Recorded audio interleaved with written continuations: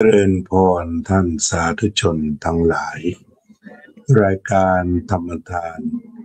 จากวัดพุทธปัญญาเมืองพอมนารัฐแคลิฟอร์เนียประเทศสหรัฐอเมริกาพบกับท่านผู้ฟังวันที่27กรกฎาคมพุทธศักราช2568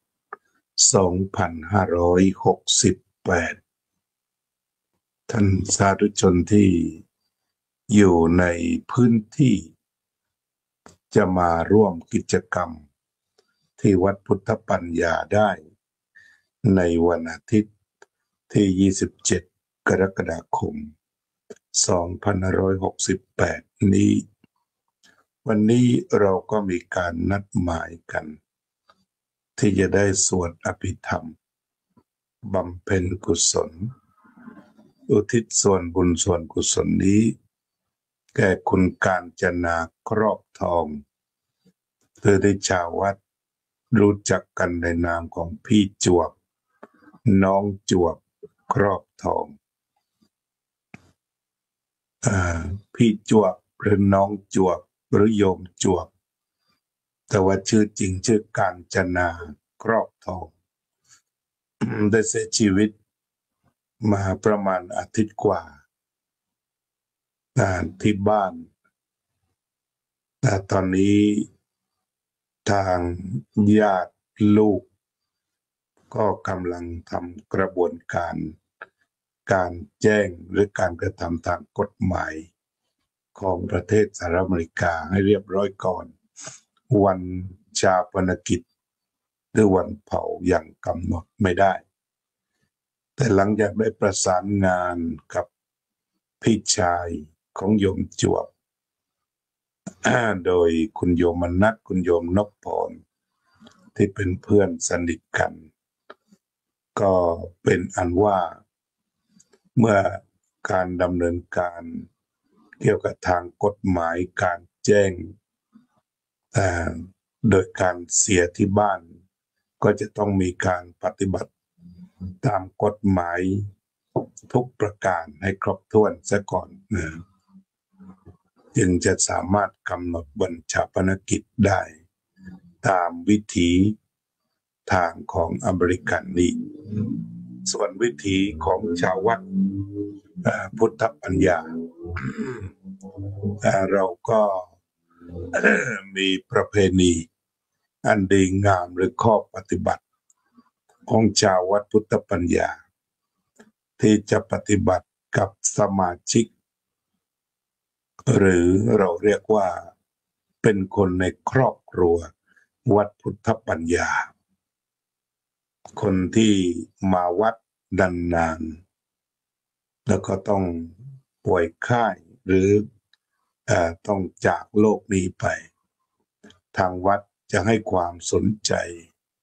บำเพ็ญบุญบำเพ็ญกุศลช่วยเหลือกัน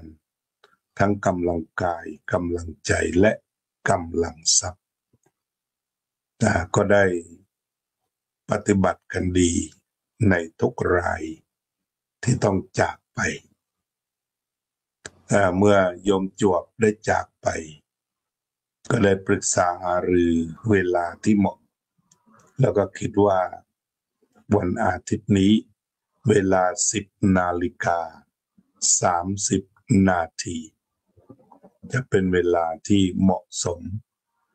ที่พวกเราชาววัดพุทธปัญญาจะได้ทำพิธีสวดอภิธรรมอุทิศส่วนบุญส่วนกุศลแก่โยมจวบครอบทองโยมกาญจนาครอบทองโยมกาญจนาครอบทองมีความสัมพันธ์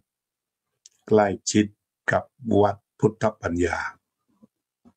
เรียกว่า20 กว่าปีโดยเริ่มตั้งแต่ปีแรกที่อาตมาได้เข้ามาเริ่มในช่วงหนึ่งจนมาถึงปัจจุบันสิ่งที่คุณโยมจวบและพี่รัตน์สามีชื่อพี่รัตน์เมื่อก่อนทั้งสองคนก็มักจะมาดูแลวัดด้วยการถวายภัตตาหารเพล ไม่ขาดแล้วก็เยอะด้วยเยอะนี่หมายความว่าถ้าทราบว่าอาทิตย์ไหนวันไหนใน1 สัปดาห์ขาดถ้ารู้พี่เขาจะมาทันทีเพราะว่าโยมจวบก็ขับรถได้โยมรัฐก็ขับรถได้ก็จะเดินทางมาด้วยกันส่วนมากมาทำบุญด้วยกันเพราะว่า2 คนนี้ก็เติบโตมาในวัดในศาสนาโยมจวบก็เติบโตมาจากวัดบวรมีญาติพี่น้องอยู่ที่วัดบวรในเยาว์วัยช่วงหนุ่มสาวก็จะเข้าวัดจนกระทั่งมาพบพี่รัฐพี่รัฐก็เป็นลูกชายวัยยาวัจกรของวัดเจ้าคณะจังหวัดที่จังหวัดปทุมที่ต่างคนต่างก็ได้มาพบกันเป็นผู้ใฝ่บุญทั้งคู่นั้นก็วันไหนที่วัดยังไม่มีเจ้าว่าพี่จวบก็จะเป็นผู้มาดำเนินการบ่อยๆแล้วก็นอกจากทำบุญด้วยตัวเองก็มีหลายคนที่มาช่วยวัดอยู่ทุกวันนี้ระดับช่วยแข่งขันก็มาจากเพื่อนฝูงที่โยมจวบได้เชิญชวนมางั้นในช่วงหลังก็เริ่มจะป่วยเริ่มที่ตาไม่ค่อยจะเห็นชัดเจนเลยก็ทุกคนก็ต้องบอกว่าอ้าวถ้าอย่างนั้นต้องมีคนไปรับกันส่วนมากก็โยมนพพรโยมมนัสบ้างโยมจุไรบ้างโยมต้อยติ่งบ้างและหลายคน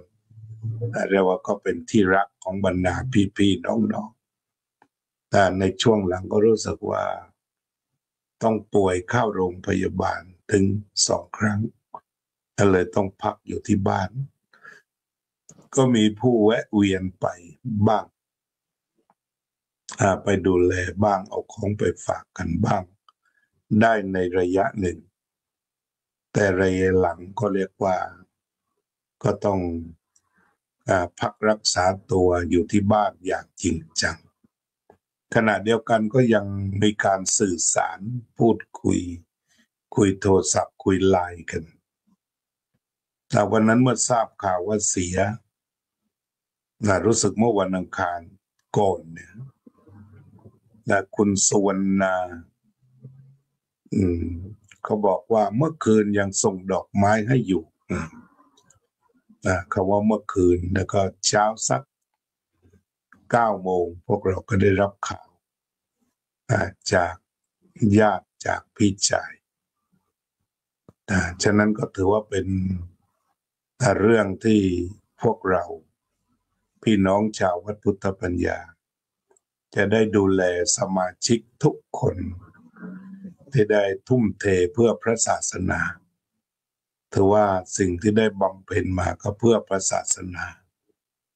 แล้วก็สิ่งเหล่านั้นก็ติดตัวพี่ไปบุญเท่าไหร่ที่ทำแล้วก็เป็นของพี่เท่านั้นพระพุทธเจ้าตรัสไปแล้วบุญอันโจรขโมยไม่ได้ปล้นไม่ได้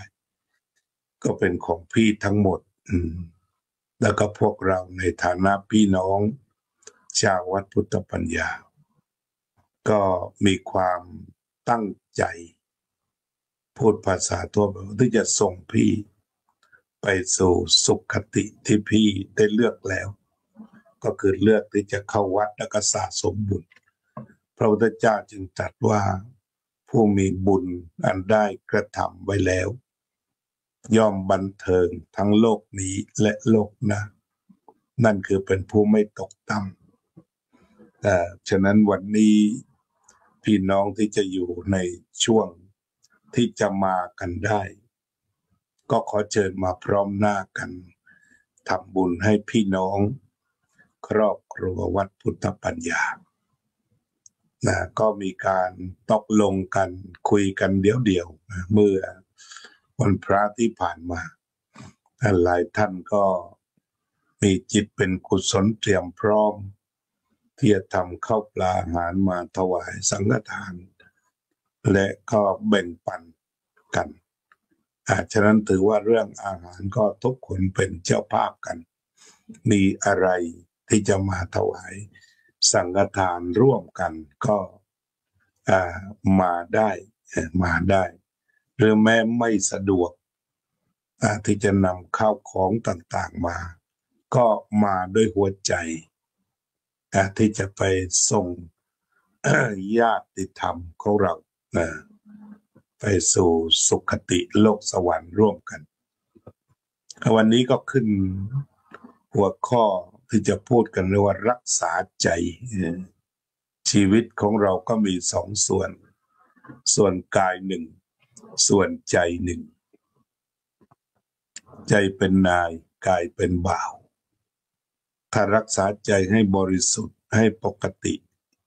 ความสุขก็อยู่ตรงนั้นความทุกข์มันก็เกิดขึ้นมาจากถูกกิเลสบีบให้ทำให้พูดหรือว่าคิดวนเวียนอยู่ในเรื่องนั้นเช่นว่าความโลภก็บีบอยากจะให้ไปเอาอะไรเข้ามาให้ชีวิตเข้ามาให้ครอบครัวถ้าโดนบีบมากอยู่ภายใต้อำนาจไปแล้วจะบังคับไปให้ปล้นชิงวิ่งราวฉกฉวยของคนอื่นโดยไม่ต้องคิดถึงกฎหมายหรือศีลธรรมแต่ว่าถ้ารักษาใจด้วยสติสัมปชัญญะถอดถอนสิ่งเหล่านี้ออกจากใจปล่อยใจให้ว่างทำหน้าที่อย่างบริสุทธิ์ความทุกข์ก็ไม่เกิดแต่ถ้าเมื่อไรมันแอบเข้ามาก็ส่งอาการแบบนี้อีกทีนี้ถ้าไม่ระวังพอไม่ระวังก็เผลอแล้วก็เพลินสุดท้ายก็คือเป็นโมหะและอวิชชาคือไม่รู้ตัวว่าอยู่กับความโลภเป็นอาจินภาษาวัดเรียกกันว่ามีความโลภเป็นเจ้าเรือนภาษาวัดเรียกอย่างนั้นมีความโลภเป็นเจ้าเรือนนี่เรียกว่าเป็นภาษาธรรมะเป็นภาษาวัดคือไม่ออกไปแล้วมีสิ่งใดความโลภมันก็ออกหน้าก่อนเห็นว่าจะมีโอกาสได้อะไรได้สิ่งใดก็หยิบคว้าฉวยไปก่อนจะต้องช่วงชิงทุบตีกันก็เอาก็อยู่ในอำนาจของความโลภที่บังคับใจแต่ถ้าเรามอบใจนี้ให้กับสติสัมปชัญญะคอยควบคุมเป็นกรอบแล้วให้ใจได้ทำหน้าที่ทั้งรู้ทั้งคิดทั้งพิจารณาเรื่องราวต่างๆโดยมีโยนิโสมนสิการมาทดแทนความโลภก็รักษาใจไว้ได้ต่อไปบางทีจิตใจก็ถูกความโกรธครอบงำพอกลางโกรธเข้าไปบีบฉับเดียวคิดแต่เรื่องทำลายทำร้ายทำให้ความหายนะเกิดแก่คนอื่นภายใต้ความคิดอย่างนี้คิดเรื่องทำลายล้างทำให้เสียหายทำให้เสียหน้าทำให้เสียอนาคตจะจมจ่อมอยู่อย่างนี้นี่เรียกว่าอยู่ในอำนาจของความโกรธแต่ถ้าวันหลุดออกมาได้จากอำนาจนั้นและจิตปกติมีสติบ้างมีสัมปชัญญะบ้างมีความรักผู้อื่นบ้างเห็นใจผู้อื่นบ้างทุกชนิดจิตก็กลับมาปกติหรือกลายเป็นจิตที่ดีกลายเป็นใจดีไปฉะนั้นก็การมามองใจการมาดูใจระวังไว้ว่าขณะนี้เป็นอิสระหรือว่าถูกจับเป็นตัวประกันถูกบีบถูกบังคับไปเนี่ยพระพุทธเจ้าตรัสไว้ดีว่า ผู้ใดจะระวังจิตผู้นั้นจะพ้นจากบ่วงแห่งมาร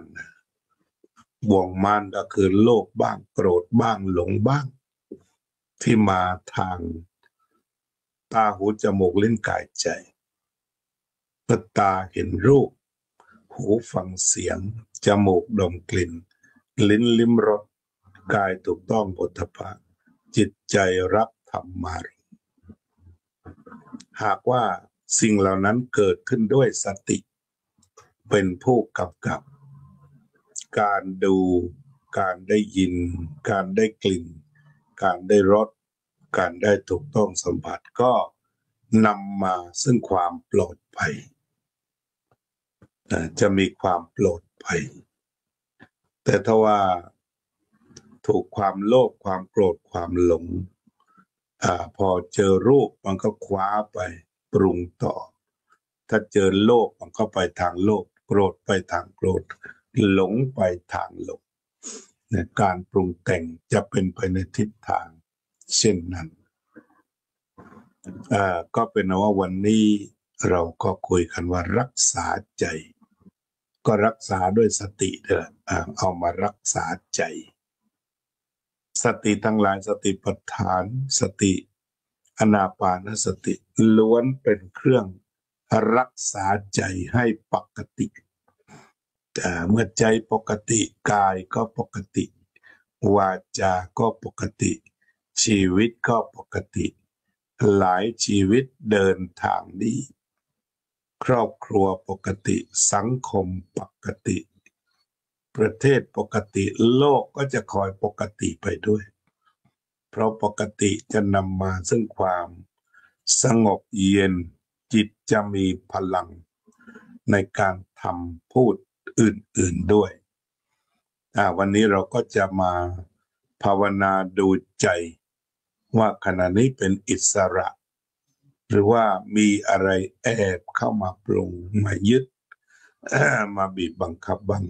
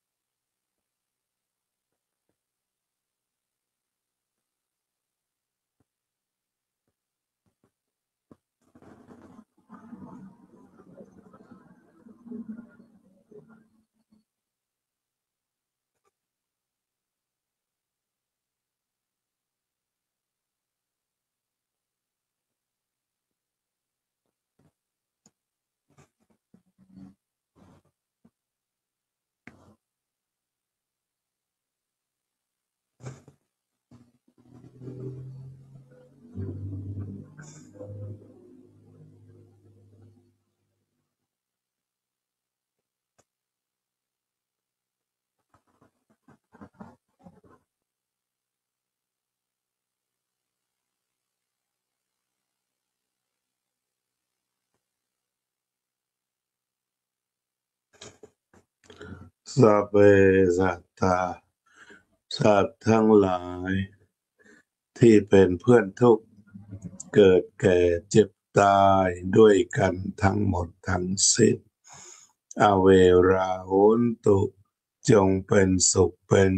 เถิดอย่าได้มีเวรแก่กันและกันเลยอัพยาปัจจาโหนตุ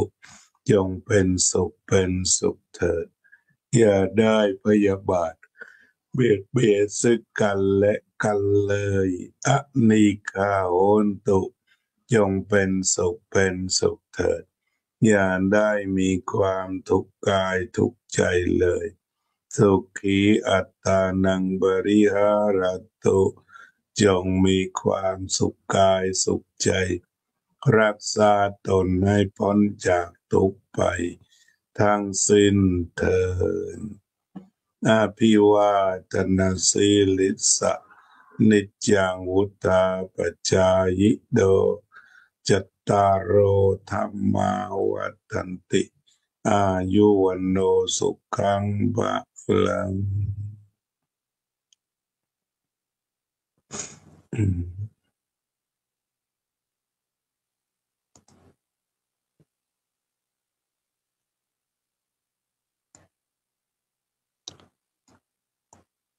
เจริญพรโยมกัลยาว่องทิพย์คงคา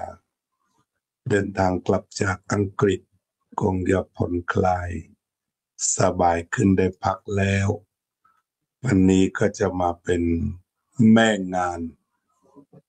ในการบำเพ็ญบุญอุทิศแก่คุณโยมกาญจนาหรือโยมจวบครอบทองทุกท่านคงพร้อมโยมเฉลิมศรีพร้อมโยมเปิ้ลพร้อมโยมชูศรีพร้อมทุกคนระดับแกนนำก็คงจะพร้อมหน้าพร้อมตากันโยมประพันธ์วงศ์พาณิชย์โยมสุนิตวงศ์สุเทพโยมศิวิไลศรีวงศ์ชัยโยมอุบลอินทวงศ์โยมสุพนิกาฉายาลักษณ์โยมทิติมามาร์ทินโยมสมควรกตาธิการโยมจิรารัตน์เกียรติสันติคุณโยมรัตินันท์ชวราโรจน์ Good morning Dave how are you how was your pain I hope it's recover well right now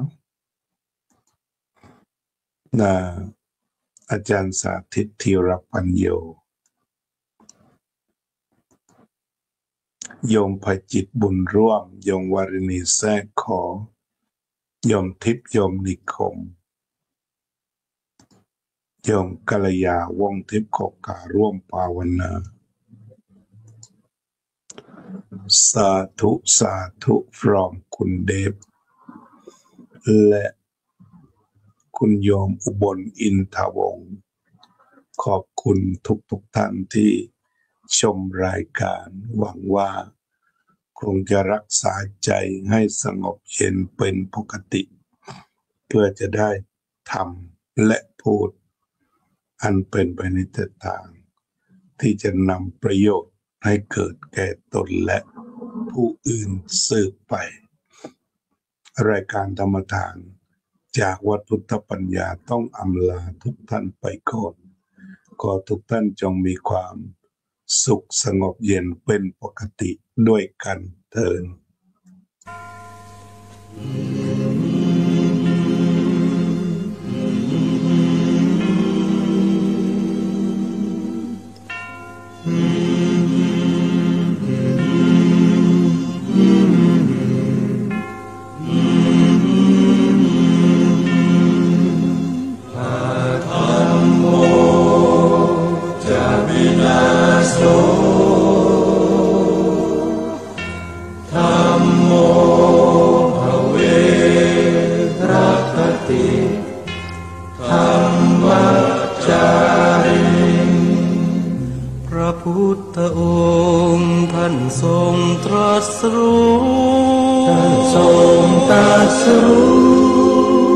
เป็นสัพพัญญู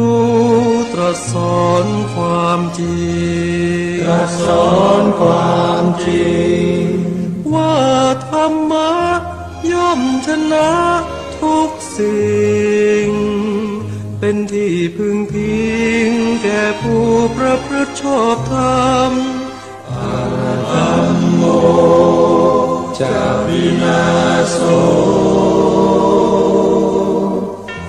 ธัมโมภเวรัตติธัมมัจจาริอำนาจใดๆก็ตามย่อมถึงความพินาศถ้าขาดธรรมะประจำไม่มีใครอยู่ข้ามฟ้าเราต่างเกิดมาใช้กรรมจงอยู่ในศีลในธรรมคิดทำแต่กรรมที่ดีอ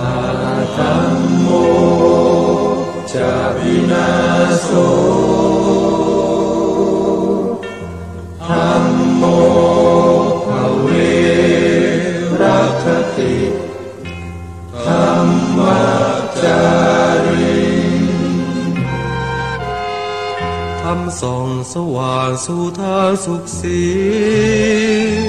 คำจุนโลกนี้นิรันดร์